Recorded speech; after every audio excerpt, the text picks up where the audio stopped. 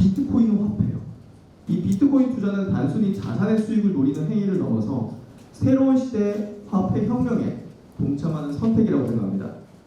제가 이제 어떤 내용을 하면 좋을까라는 생각을 하다가 주식이 있는데 왜 비트코인인가라는 내용을 좀 이야기 드리려고 해요. 그리고 이제 이 디지털 자산이라는 것 탄생을 좀 이야기하고 싶어요.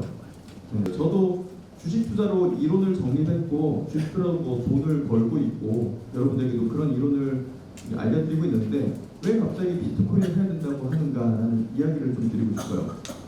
우리가 이제 미래 수십 년간의 이제 확실한 상승 기업 알 수 있을까요? 삼성전자 이번 분기 실적을 보니까 하이닉스한테 이익단에서 졌습니다. 반도체 왕좌를 내려놓은 거예요. AI 시대에 지금 하이닉스가 1위가 됐죠. 네, 메모리 분야에서 1위가 됐습니다. 이거를 10년 전에 예측을 한 사람은 없었을 거고요. 영원한 1위라는 게 없는데 또 이렇게 증명된 거예요. 이런 것들 보면 우리가 기업에 대한 전망, 예상 이런 것들이 장기적으로 볼 때는 너무나 불확실한 게 예상 못한 것들이 많이 발생하는 것 같아요. 그래서 주식으로는 제가 볼 때는 이 굉장히 불확실한 것들이 많고 우리가 장기적으로 확실한 자산에 모든 레버리지를 쏟을 수도 있잖아요. 예를 들면 강남의 부동산 풀 레버리지 쓰면 됩니다. 네, 왜냐면 정부에서 잡아주고 계속 수요는 붙고 하기 때문에 확실한 자산으로 인정받고 수십 년간 와왔고 앞으로도 그럴 거라고 저는 봐요. 그렇다면 이 자산 중에서 확실한 거? 저는 비트코인이 확실하다는 거를 여러분들에게 꼭 말씀드리려는 거예요. 확실한 자본, 완벽한 자본인 거예요. 그러면 비트코인이 탄생한 그 기원을 한번 좀 들여다볼게요. 2008년도 세계가 금융위기로 무너져내던 그때 이제 기억을 하실지 모르겠습니다. 저는 블로그에 매일마다 기록을 해가지고 그 순간순간을 기록했는데 모든 종목이 하한가 갔던 때가 있었어요. 은행들이 구제금융으로 정부가 세금으로 메꿔줬어요. 돈을 발행해서 내가 들고 있던 1억이 8천만 원이 돼버리는 거야. 우리가 잘못한 건 없단 말이에요.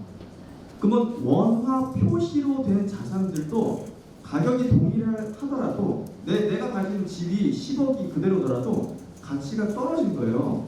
이때 비트코인의 창시자인 사토시 나카모토, 지금 이게 누군지도 몰라요. 지금 자산이 비트코인으로만 100조 이상인데도 안 팔고 있죠. 이런 모순적인 현실을 직시하면서 이렇게 외쳤습니다. 기존 통화의 근본적인 문제는 신뢰에 있다. 중앙은행은 화폐 가치를 떨어뜨리지 않는다는 신뢰를 지켜야 하지만 화폐의 역사는 신뢰를 위반한 사례로 가득 차 있다. 은행들은 거의 남겨두지 않은 이 지불 준비금, 신용 버블 속에서 무분별하게 당시에 막 모기지를 파생상표로 만들어가지고 엄청나게 이제 찍어냈어요. 그러니까 은행들도 신뢰를 배반한 거예요, 사람들의, 국민들의. 근데 우리가 잘못하지도 않았는데 그 고통은 우리가 떠안았던 거예요, 당시에도. 그러니까 이제 이 디지털 세상에서 사토시 나카모토가 꾸준히 이런 걸 연구하다가 비트코인을 내놓은 거예요. 이런 문제를 해결하기 위해서 분권형, 신뢰가 필요 없는 그런 무신뢰형 시스템을 디지털로 시도한 것은 이 비트코인이 최초고 사람들이 믿지 않으면 인정하지 않으면 화폐가 안 되는데 지금 비트코인이 3,000조가 넘어요. 비트코인을 갖고 있는 사람들이 1억 명이 넘어요. 그러면 뭐예요? 화폐로서 인정을 받았다는 거죠. 내가 인정 안 해도 여러분들이 인정 안 해도 이미 1억 명 이상 3,000조라는 숫자가 화폐로서 된 거예요. 누가 보증하지도 않고 우리 정부가 막 화폐 발행해서 내 가치가 떨어지고 이런 것도 없어. 기존 화폐에 이 숨겨진 상처가 있는데 정부가 2000년 이상 돈에 대한 독점권을 행사하면서 사람들이 이렇게 속이면서 착취하면서 대중들은 왜 이렇게 오래 참아왔는지 의아스럽다. 그 현상에 대해서 누구도 의문을 제기하지 않을 만큼 그것은 확고하게 자리 잡혔으나 일단 확립된 것의 타당성이 의심되면 그 화폐에 대한 신뢰 그리고 정부가 우리 항상 국민들을 착취했던 이것들이 의심이 되면 빠르게 무너질 것이다. 봐봐요, 우리 주식시장에서 미국이 어떻게 하고 있어요? 자기 국가에 다 지으라고 이번에는 뭐 보조금 준다고 지분을 달려. 이게 뭐냐고. 근데 왜 그러는지를 알겠죠. 왜? 중국한테 경제가 밀리면 통화 패권국 달러 그 지위 자체가 무너진단 말이에요. 근데 이건 되게 불확실한 거예요. 미국이 영원한 패권국이 된다? 이거 애매합니다. 미국 그래서 지금 스테이블 코인까지 하면서 자신들의 달러를 외국에 수출하는 것을 계속 하려고 하는 거예요. 그럼 달러 스테이블 코인을 위해서는 비트코인이 같이 가는 거죠. 저는 이 디지털 화폐 비트코인이 자유와 희망을 담았다고 봅니다. 정확히 제가 이해를 시켜드릴게요. 화폐가 뭔지. JP모건 아시죠? 글로벌 투자은행 1등 투자은행. 요 창립자가 존 피어폰트 모건이에요. 1912년도 미국 하원 청문회에서 화폐란 무엇인가? 라는 질문에 이렇게 답변했어요. 금은 화폐고요. 나머지는 다 신용입니다. 비트코인은 화폐예요. 그리고 다른 모든 것은 신용입니다. 여러분들이 안 믿어도 남들이 다 믿으면 그건 화폐인 거예요. 원화, 엔화, 달러, 위안화, 중앙이 있잖아요. 중앙에서 하잖아요. 컨트롤 하잖아요. 발행하고 걷어들이고 발행하고 걷어들이고. 비트코인 없어요 그런 게.